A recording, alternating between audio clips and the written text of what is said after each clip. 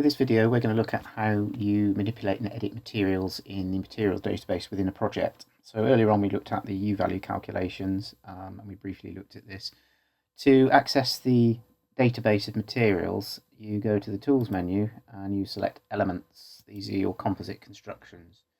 And you can see in the listing there at the head of the list, that's the default wall type that we selected from the Global Change Elements listing and the Edit Standard Elements listing. It's highlighted in bold so you can identify the material type. By selecting each of these materials, you get the description of the material. You've got the kappa value, which is used for exporting to SBEM. You have the U value, the admittance, the lead, the decrement, the lag, and the absorption coefficient. These values can be edited, so if you very quickly want to change a U value of a component part, you can do that. And obviously by changing these parameters, you'll affect the thermal integrity of that structure. So you can, if you want to, very quickly make a change to this and retain it. Or as we did previously, you can go into the U-value program and send it to the list of elements on the project on the end of elements listing, as you can see here that we did earlier. Windows and glazing can be handled the same way. Any existing glazing on here again will be highlighted in bold, so you can identify that construction.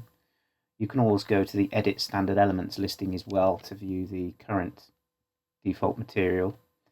And all of the constructions are listed out in terms of the U value, the G value, the L solar and the number of panes. That's used exclusively as an interface to the SBEM tool. You have the solar gain code for the SIBSI swings about the air and environmental point calcs, and the visible light transmission for daylighting calculations. The fabrics are actually listed by type. So there is a video earlier on in the listing describing how to create a pitch roof. So what you would have to do, you would have to create a roof construction and put it under the classification of roof. And then the lower part of the split wall would be the brickwork and the wall of the wall type. So you'd have to split those materials and then list them separately and then use them as appropriate. So these are all classified by effectively their exposure or their type, internal partitions, external doors, ceilings, floors, etc. As I say, you can add materials to this database as well. You can add them by hand. What you can't do is remove materials. So you can only add materials to the database.